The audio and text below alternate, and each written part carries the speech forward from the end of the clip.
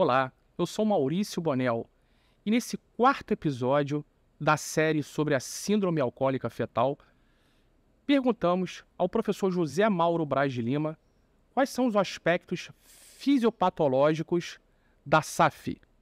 É, os mecanismos, né, que é o aspecto fisiopatogênico da síndrome alcoólica fetal, né, da SAF, eles são muito peculiares porque é uma condição de doença onde a gente sabe o agente etiológico, que é o álcool, o órgão afetado, no caso aí é o feto, que é um conjunto, né, é uma pessoa em formação durante a gestação, e tem a mãe, a mulher grávida, né, que faz consumo desse álcool.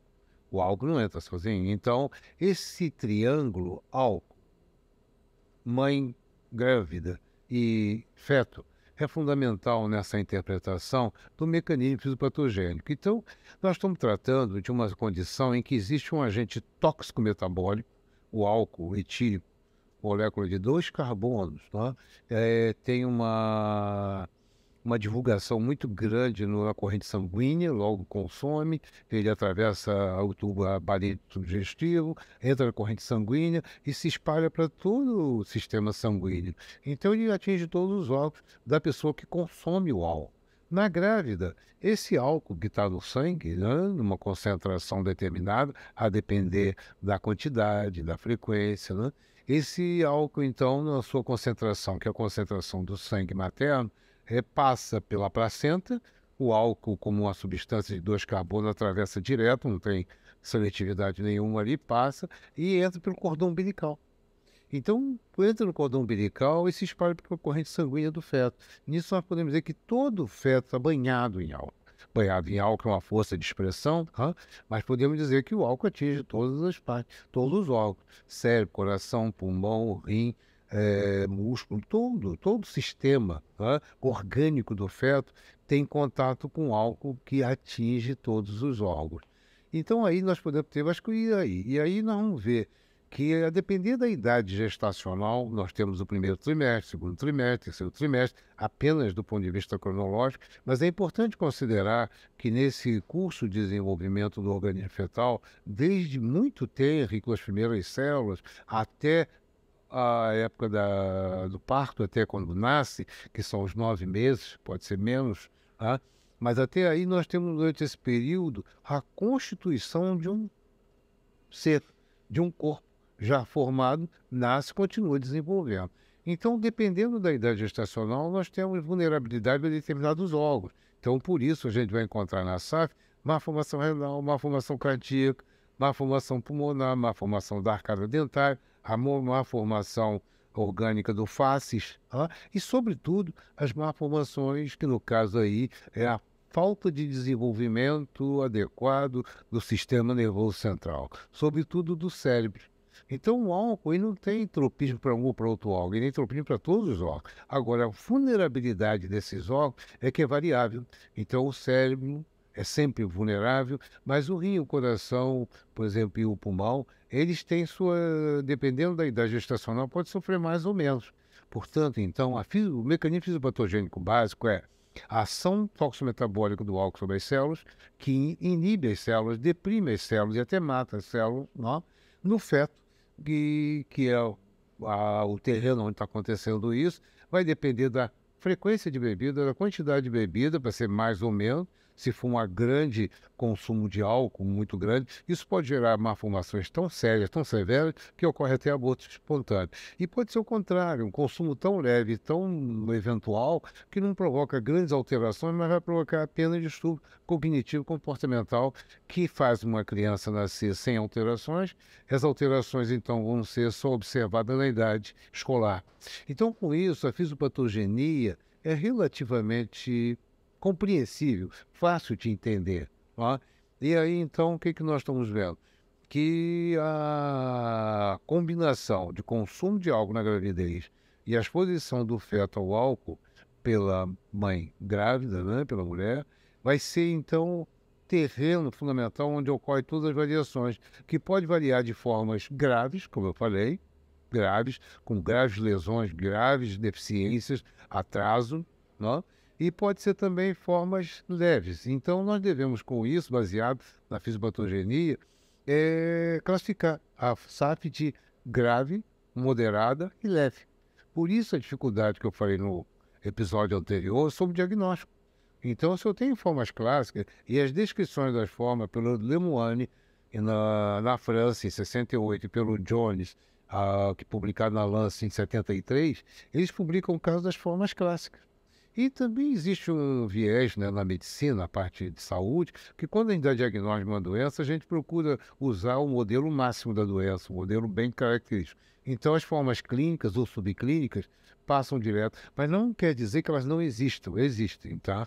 Então, a fisiopatogenia, ela se baseia nesse triângulo, nesse tripé, e as formas clínicas correspondem ao mecanismo fisiopatogênico a depender da quantidade e frequência do álcool e a vulnerabilidade do organismo, porque também cada ser em formação no útero vai estar tendo uma vulnerabilidade diferente. Um outro aspecto da fisiopatogenia é a quantidade de bebida alcoólica com relação aos sintomas. Então, nós podemos dizer que aí, mais uma vez, relembrando o importante na prevenção, que o álcool ele é uma substância que passa por todas as barreiras biológicas. Então, nem a membrana celular impede a entrada do álcool, ele atravessa total. E como substância depressora e toxicometabólica, vai atuar em todo o organismo. Então, quando nós descrevemos a SAF clássica, vamos descrever de crianças que chegam a termo, né, entre os 1.000 nascimentos vivos no Brasil, em torno de 15 que nascem com SAF, essas crianças vão apresentar alterações que caracterizam a descrição clássica, mas que não quer dizer que tem formas subclínicas que vai nascer uma criança normal, com rosto normal, com comportamento até normal, peso, mas vai ter problemas mais tarde. Então, a fisiopatogenia é um capítulo da mais alta relevância, né? E nós podemos até, hoje, com o avanço da medicina, com a chamada medicina fetal, sugerir um diagnóstico até intraútero, tá? Mas eu não vejo assim tanta importância, por quanto que é fundamental estabelecer na história dessas crianças, ou na história da abordagem dessa doença, o consumo de álcool na gravidez. Então, é fundamental que isso seja estabelecido, porque sem álcool não tem SAF. Então, sem bebida alcoólica, nós não podemos pensar em SAF. Então, é fundamental. Mesmo que eu tenha um caso muito sugestivo de SAF, eu tenho que ter história de álcool. Do ponto de vista clínico, eu já peguei crianças que têm todo o aspecto de SAF, mas não têm dados sobre a mãe biológica, que muitas vezes essas crianças são adotadas. Então, a gente sugere que seja SAF, pelo peso das evidências. Mas, mesmo assim, isso do ponto de vista de evolução, o que nós estamos observando ali é um atraso no desenvolvimento neurológico, cognitivo e comportamental. Então, isso é suficiente para poder essa criança merecer a atenção devida, o tratamento devido, o acompanhamento devido. Lógico que essas alterações congênitas, elas são definidas. Aí, são definitivas. Mas o cérebro, depois que a criança nasce, o cérebro desenvolve. Então, a depender da plasticidade cerebral, a depender de outras condições clínicas, toda criança com SAF melhora. Se ela receber os cuidados devidos, educação, recuperação, elas melhoram. Então, eu tive isso no nosso ambulatório. Crianças, às vezes, que num ano de acompanhamento, tinha crianças que tinham terrível dificuldade escolar e saíam do nosso programa escrevendo, alfabetizada quase, porque tinha uma psicopedagoga no programa. Então é importante ver, né? E que na fisiopatogenia, a gente tem um slide muito importante, que mostra que a mãe bebe, é uma pessoa adulta, peso normal de adulto, 70 quilos, 60 ou 80 quilos, bebe como qualquer um. Não estou dizendo de mães, de mulheres grávidas alcoólatras, que são alcoolismo crônico. Essas, obviamente, a condição é bem evidente. Mas eu falo de mulheres grávidas, né, adolescentes em comunidades vulneráveis, que podem estar bebendo eventualmente, e bebe às vezes numa festa, ou bebe às vezes num baile, ou bebe às vezes numa reunião de amigos ou num happy hour, e toma uma dose acima da dose comum, não é? Mas nós vamos ver isso. Então podemos dizer que enquanto a mãe bebe pela boca, o feto toma uma injeção de álcool na veia.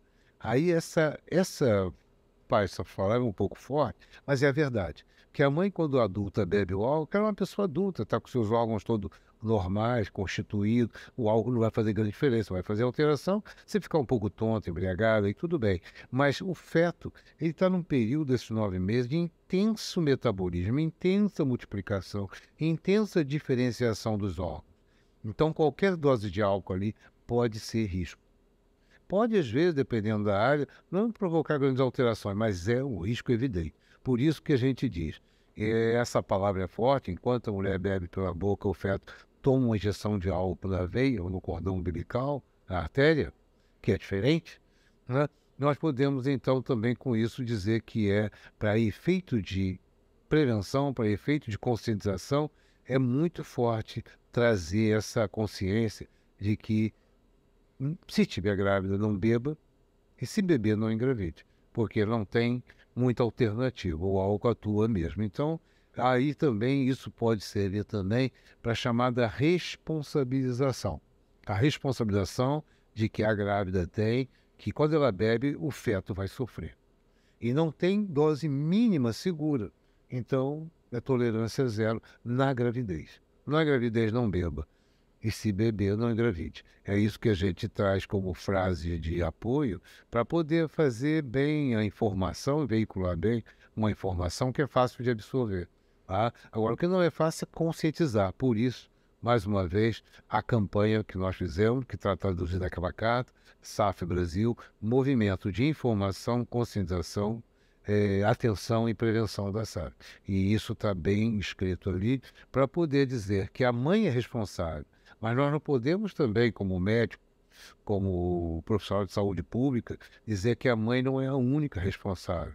Quero dizer que essa responsabilidade da mãe tem que ser repartida, compartilhada com todos nós da sociedade, com o médico, com a família, com instituições públicas de saúde, com a escola, com o governo. Então, a corresponsabilidade é de todos nós, embora a mãe seja a principal agente nessa relação que, como eu falei, pode se entender o mecanismo de doença, que não é nada difícil, é fácil entender, mas que esse mecanismo ele é perfeitamente alcançável e modificável.